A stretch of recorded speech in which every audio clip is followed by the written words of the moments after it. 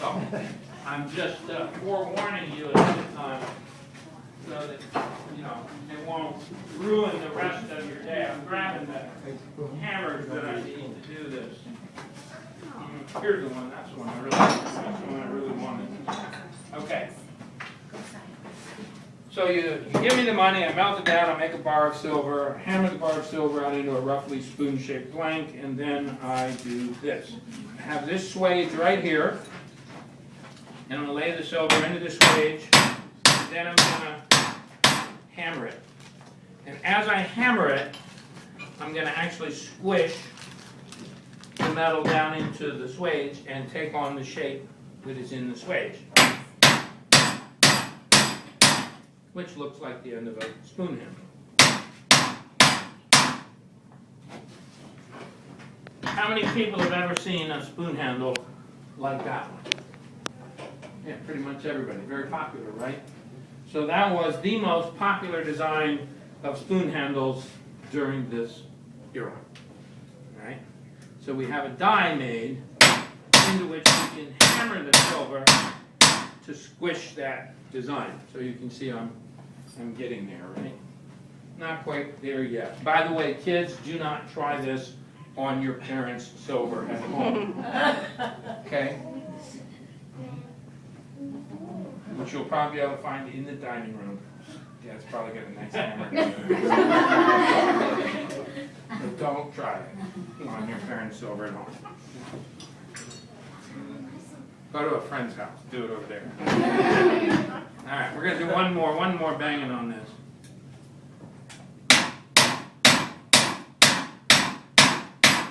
So what do you think? You think kids would like to do this for a living someday? No. No, go to college. Go to college. All right, best advice I can give you. Double major, get a degree in acting and history. It's made me a fortune.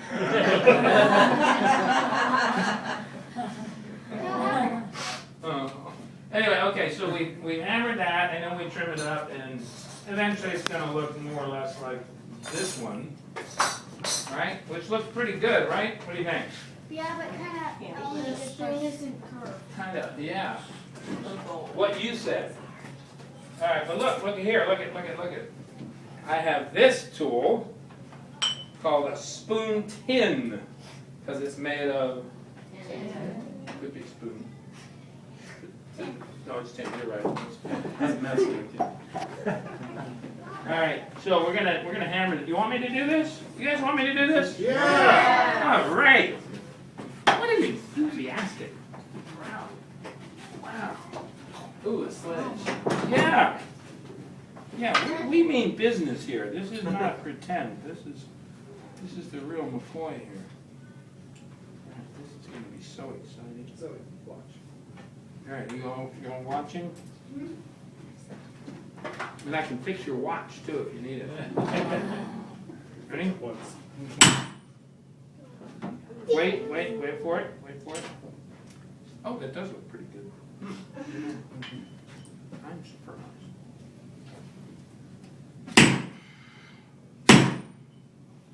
Oh, yeah. Wait a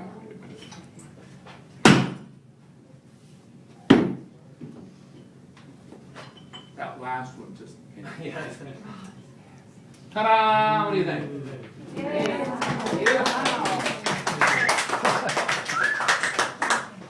Looks like a Lego. We can fix that. Now we can straighten this out, and we can file it up and polish it. When we're all done, we have a spoon. And if you look over here, you can see the stages in the making of the spoon right there. It took about an hour and a half to make one of these spoons. Still takes about an hour and a half to make one of these spoons here in the shop today. And a good spoon maker in the 18th century probably spent a good, actually he could probably make this faster. So figure an hour for a spoon in the 18th century. He spent more time spoon making and less time talking. So he could do it faster. So he could make about a dozen spoons a day in the 18th century. All right? Now what do? You buy the spoon, you take it home, you're going to use it, people are going to see it, you're going to be drinking your what with it? What are you stirring with this? Coffee. Tea. Coffee. Tea. Loyalists, are we? Soup. You're going to be drinking your coffee with it. I knew it. Yeah, you're going to be stirring your coffee with it. Bless you. Your tea. Okay, Yeah, if you wanted tea, you were a loyalist, that's right. So, you're gonna be stirring your coffee with this. Your friends are gonna be coming over and talking politics with you, and what are they gonna see? Beautiful spoons made out of what? Money, right? And they're gonna be impressed with how much good taste you have, and how stylish you are, and how rich you are. And then, if times get tough, if actually war breaks out, has war already broken out there? Or is it? Oh, it already has. So the war breaks out, what are you gonna do with your spoons? Sell them and get some money for them, and, buy stuff you need, like food and clothes. So, had you had other things that were not made of silver, what would they be worth? Well, not much, right? Unless it's gold. Unless it's gold, yeah. So it's red.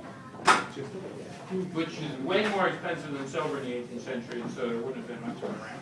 But anyway, at this point, I know there are probably a lot of questions you've always wanted to ask your silversmiths at home. I would be happy to answer them for you. I am going to continue to make these spoons, and we'll answer any questions anyone has.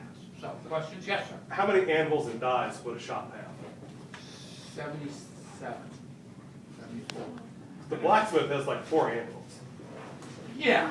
Well, we got a lot. We got 1, 2, 3, 4. So you guys have like And an then anvil when for it comes to what we're doing, a lot of these things are not what we would call anvils. Like we wouldn't call this an anvil, we wouldn't call this an anvil, we wouldn't call any of these tools here anvils. These are called stakes. And silversmiths have lots of stakes. Okay. They have lots of spoon punches, they have swages, they have dies, they don't call them dies, they have call them swages. Files, draw plates, draw benches, lots of hammers. But a small shop like this in the 18th century wouldn't have had as many tools as we have now. We have more tools now because we employ 6 people working here, and so we have to have tools for at least 6 people. How do you make those little cutouts in this spoon? Let me show you. You use this tool right here. This is called a drill. And I will demonstrate how this drill works. Not as exciting as spoon making, but nevertheless. It's not boring. It just looks that way. No, it's drilling. It's different technique. I forgot to turn it on here. All right, so we're going to turn it on. There you go. So that's how you make a hole. Just a hole.